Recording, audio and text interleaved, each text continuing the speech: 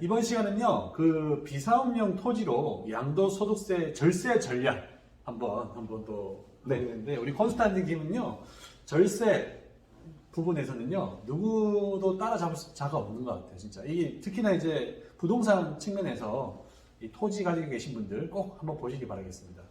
네. 비사업용 토지라고 해서요. 네네. 비사업 토지를 간단히 말씀드리면은 네네. 그냥 네. 토지가만 있는 거예요. 네네. 나대지, 네네. 잡종지. 아무것도 없어 그 안에. 없어. 그 위에 빌딩이 있거나 뭐 네. 건물이 있거나 네네. 아니면 또 저기 무슨 뭐 농토를 샀는데 네네. 자기가 농민이 아니에요. 네네네. 그 자기가 직접 작용을 안 한다고. 네네네. 그랬을 때는 비사업용, 사업용이 아니라 네. 이 사람이 그 나중에 땅 투기를 목적으로 샀다. 네. 그래서 거기에 대해서는요 양도세를 판을 내리고 있습니다. 아, 그래서 그래요? 기본적으로 양도소득세율이라고 하는 것이 양도 차익의 최고 네. 49.5%까지 내거든요. 오. 그런데 거기에 플러스 10%를 더 내야 돼요. 더 내야 돼요. 예, 그러다 보니까 그 양도소득세율은 45%인데요. 네. 지방소득세까지 포함해서 10% 하니까 49.5%인데 네. 45%에 10% 그러면 55%가 되겠죠? 네. 55%의 중과를 하면서 네. 55%에 5.5% 그러니까 지방소득 10%까지 합친다면 60.5%의 세금을 내니까 엄청난 거죠. 그럼 이거 피하려면 어떻게 해야 돼요? 그래서 이제 거기에 대해서 이제 피하기 위해서 오늘 말씀을 나누는 것이 되겠습니다. 그러다 보니까 이제 많은 사람들이 네. 얘기래요. 네. 사업용 토지로 전환하자. 아, 그렇죠. 네. 네. 그러면은 그 양도세 중과를 피할 수가 있다. 네네네. 그러다 보니까 나대지다. 네. 그럼 거기다 주택을 하나 신축하는 거예요. 신축하는 거다. 네. 네. 근데 주택을 신축하면 또 문제가 되겠죠. 뭐냐면은 네. 자기가 주택이 하나 있는데 또 거기다 주택을 지으면은 그렇죠. 나중에 1세대 2주택도 낼 수 이주택이 있고 그 다음에 주택을 졌는데 그게 별로 안 팔리는 곳이야. 네. 그러면 건축비만 들어가고 고생만 할 수도 있겠죠. 그러면 그 요즘에 그게 있지 않아요? 신축 매매업 이런 게 있지 않아요? 그러니까 그것도 마찬가지로 신축해서 매매를 하는데 네. 매매가 잘 안 된다. 그럼 또 문제가 될 되겠죠. 수도 있으니까. 네. 물론 이제 그렇지만 어쨌든 네. 네. 빈 땅에다가 그 건물이나 주택을 짓는다면 당연히 사업용 그렇죠. 토지가 되는 건 맞습니다. 그렇죠. 네. 네. 그리고 이제 좀 여기가 좀 괜찮다 싶으면 빌딩을 올리는 그렇죠. 경우도 있죠. 빌딩 주상복합 뭐 이런 그렇죠. 거. 그렇죠. 그런 거 올린단 말이죠. 그렇게 올리면 되는데 그건 이제 돈이 더 들어가겠죠. 그렇죠. 그리고 더 중요한 건 사업성이 떨어지면 어때요? 음. 그러면 올렸다가 괜히 그냥 그렇죠. 이제 망조가 될 수도 있다는 것이죠. 금융비용만 많이 나가고. 그렇죠. 이자만 많이 나고. 그다음에 이제 그러다 보니까 사람들이 이제 머리를 써갖고 주차장을 쓱 이용을 해요. 주차장은 땅만 만들었고 금만 걸었고 그렇죠. 차 단계만 있으면 되잖아요. 그렇죠. 그렇죠. 그죠? 그런데 이제 이것도 이제 주차장에 대해서도 무조건 운영만 한다고 되는 게 아니고 네. 그 연간 토지 공시지가의 3% 이상의 수입이 있어야지 또 주차장으로서 운영이 가능하다. 인정한다. 그걸 인정한다. 인정한다. 근데 그게 아니면 곤란하다 이거죠. 예. 그리고 차가 없는 곳에 주차장을 만든다. 그것도 그렇죠. 좀 웃기지 않습니까? 그렇죠. 그렇죠. 예. 그리고요, 네. 창고 같은 경우는 많이 하는 것 같습니다. 뭐냐면 이제 물류센터죠. 네, 그래서 물류센터. 이제 그 창고업이니까 냉동 창고를 지으면 굉장히 돈이 많이 들어가겠지만 그렇죠. 일반 그 창고업이라면은 그 적당한 어떤 건물을 지을 수가 있잖아요. 조립식 건물을 그렇죠. 지을 수 있고 그렇게 해서 운영하는 경우도 있는데 이때는 뭐 좋다면은 저기도 뭐 임대 수익도 받을 수가 있겠죠. 그렇죠. 그렇죠. 그다음에 조경업도 하시는 분이 계세요. 조경업. 네, 그렇죠. 거기다 나무 심고 뭐 네. 잔디 심고 그거 가지고 이제 하면은 네. 당연히 조경업을 하니까 사업용 토지가 되겠죠. 네. 네. 물론 이제 조경업을 하려면 또 기술이 또 관련된 기술이 있어야 되겠지만 네. 그다음에 하치장이나 야적장 네. 뭐 이런 것들 물품을 쌓아놓는 것 있잖아요. 네. 그런 것들도 할 수는 있습니다. 뭐 조건이 좀 있겠지만 어쨌든 이렇게 해서 사업용 토지로 전환한다면 네. 나중에 팔았을 때 네. 양도세 중과를 피한다는 것이죠. 네. 근데 중요한 것은요. 네. 이게 있어요. 사람들이 모르는 게 뭐냐면 양도세 중과만 피한 거지 양도세 전체를 피한 건 아니에요. 그래요? 왜냐하면 49.5% 세금은 남아있잖아요. 남아 있어요. 네. 그 돈은 내야 되는데 네. 아니 그게 더 클 수도 있잖아요. 어떻게 보면. 네. 그러다 보니까요. 제가 볼 때는 사업용 토지로 전환하는 것도 중요하지만 그보다 더 중요한 것은 네. 아예 세금을 최소화시키거나 없애버리는 방법. 어떤 게 있어요? 그런 방법, 그런 완벽한 와. 양도세 절세 전략이 필요하지 않을까 생각합니다. 그리고 또 이런 것도 있잖아요. 네. 사업용 토지로 전환할 수가 없는 상태인데 어거지로 막 한다는 거 굉장히 어렵지 않나요? 네. 그래서 완벽한 양도 차익을 줄이고 네. 그 다음에 양도세를 없애고 하는 네. 방식의 어떤 전략을 세울 필요가 있을 것 같습니다. 네. 그러다 보니까 어떠냐? 네. 양도 차익을 없애려면요 네. 취득가액을 올리는 거예요. 네. 내가 옛날에 여기다 나대지를 샀는데 1억 원에 샀어요. 네. 근데 지금 10억 원에 팔리는데 네. 그러면 이거 9억 원에 대해서 세금 내야 되잖아요. 그렇죠, 그렇죠. 근데 이거를 증여를 했어. 네. 10억 원에. 네. 그리고서 10억 원에 팔았어. 네. 그럼 차익이 있어요, 없어요? 없잖아요. 네. 그러면은 양도세가 한 푼도 안 나오겠죠. 물론 증여세가 나오겠지만 그렇죠, 그렇죠. 그거는 비교해 보면 되겠죠. 네. 그래서 그 양도 차익을 줄이는 방법은 싸게 팔면 되지만 싸게 팔면 많이 안 되잖아요. 그러니까 정상적으로 팔려면은 취득가액이 낮았을 때 낮은 것을 끌어올려야 돼요. 네. 끌어올리는 방법은 오직 증여를 통해서만 가능하다. 증여를 통해서만 그래서 배우자한테 6억 원이나 16억 원까지 증여할 수가 있어요. 있어요. 그 다음에 자녀한테도 뭐 1억 5천에서 10억 5천을 증여할 수도 있는 거죠. 네네. 예를 들어서 나대지 땅이 30억 원이래요. 네네. 취득가액은 옛날에 사서 1억 원밖에 안 된대. 네네. 그러면 세금 폭탄이잖아요. 그렇죠, 그렇죠. 그랬을 때 배우자하고 자녀들한테 이렇게 나눠주는 거죠, 증여를. 그래서 가격을 올려놓는 거죠. 그렇죠, 그렇죠. 취득가액을. 그렇죠, 그렇죠. 그러면 효과적으로 어떻습니까? 증여세는 일부 네네. 물지만 네. 나중에 양도소득세는 엄청나게 피할 수가 있겠죠. 네. 그 다음에 그 자녀가 한 명밖에 없다. 그러면 자녀 배우자도 사이나 며느리한테도 줄 수가 있어요. 아하. 1억 천에서 10억 천만 원을 줄 수가 있고요. 네.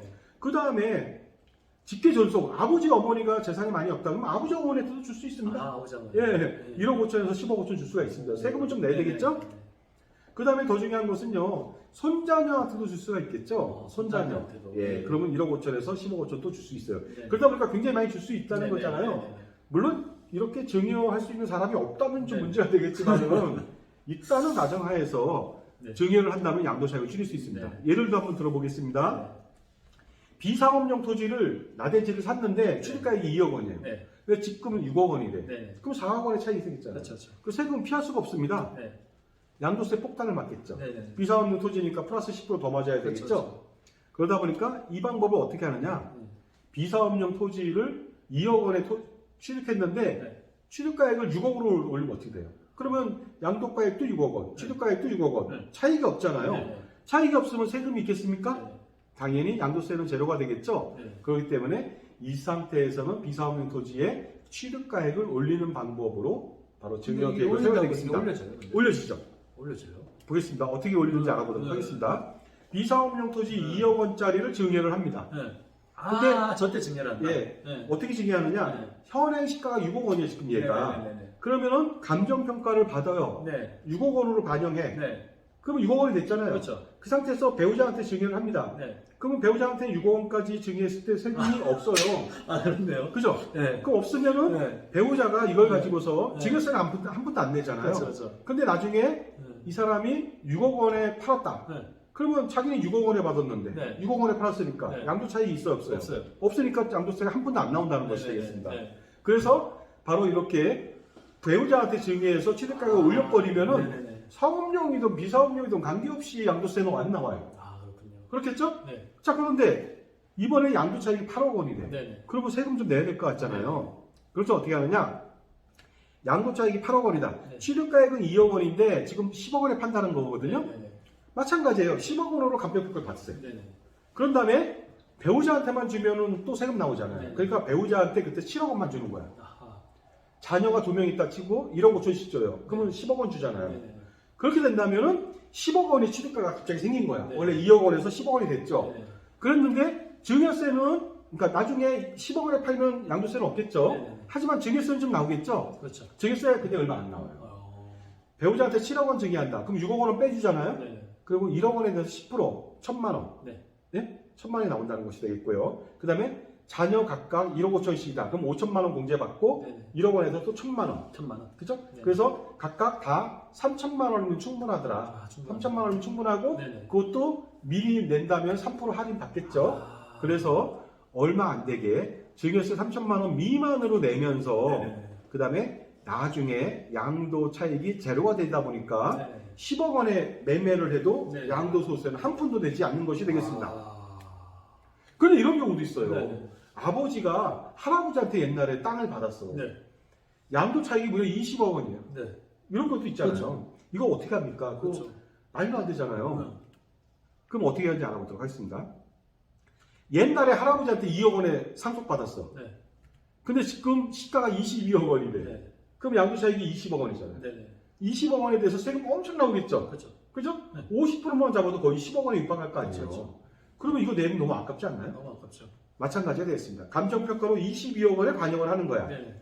그 다음에 요번에 좀 많이 증여하세요. 배우자한테 11억 원. 그 다음에 자녀 각각 한 명한테 5억 5천씩 2명. 네. 그러면 전체적으로 22억 원을 줄 수 있거든요. 그렇죠. 그렇죠. 이렇게 준다면 나중에 22억 원의 취득가로 올라갔어요. 2억 원에서 22억 원. 네네. 그 22억 원에 팔았다. 네. 양도세가 없죠. 네. 양도세는 제로죠. 아. 물론 증여세가 나오겠죠. 증여세는요 얼마 나오느냐? 네. 배우자한테 11억 원 증여하면 6억 원 공제하고 9천만 원이에요. 네네. 그 다음에 자녀도 마찬가지로 5억 5천이면 5천만 원 공제받고 9천만 원이 되겠습니다. 네네네. 그 토탈 들어간 돈은 2억 7천밖에 안 들어갔어요. 아. 하지만 네. 나중에 양도세 10억 원 내야 될 걸 한 푼도 안 내죠. 와. 비사업용 토지라면 거의 12억 원 내야 되거든요. 네네네. 근데 한 푼도 안 냈습니다. 네. 이런 방식을 통해서 바로 취득가액을 올리는 쪽으로 증여를 해야 된다는 겁니다. 네. 사업용 토지로 전환하고자 고생하지 마시라는 거죠. 그 고생을 왜 하냐는 것이죠. 그래서 이런 방식을 한다. 네. 중요한 것은 근데 직계 좀비속이나 네. 배우자한테 증여했다. 네. 받자마자 팔 수는 없어요. 없어요. 그래서 5년 경과 후에 양도를 하면 되겠습니다. 그렇군요. 그렇게 된다면 2월 과세 규정을 피할 수가 있다는 것이 되겠습니다. 자, 이렇게 해서 네. 초미의 관심사가 뭐냐면 네. 2022년도에 원래는 네. 비사업용 토지는 네. 기본세율 플러스 20%로 적용하기로 했었어요. 근데 네. 그것이 보류가 된 거예요. 그렇군요. 그죠? 네. 그러다 보니까 기본세율 플러스 10%인데요. 그래도 엄청나다. 60.5% 세금을 내니까. 네네네. 그래서 60.5%를 피하는 가장 효과적인 방법을 취득가액을 올려서 증여하는 방법, 네. 감정평가 받아서 올리는 방법, 이 방법을 말씀드렸고요. 이 방법을 빨리 안 한다면 어떤 문제가 생기느냐? 또다시 또 저기 비사업용 토지 또 양도소득세율 그 기본세율 플러스 20% 올리면 어떡할 거예요? 아. 그때는 더 힘들어지겠죠? 더 힘들어진다. 그러다 보니까 네. 혹시라도 네. 비사업용 토지, 그 다음에 내가 농사꾼이 아닌데 농지나 네. 전답, 뭐 가수원, 부터 등등을 갖고 있었다. 네. 임야를 갖고 있었다. 네. 그랬을 때는 효과적인 증여 전략을 세우면 좋겠습니다. 좋겠다. 네. 고맙습니다.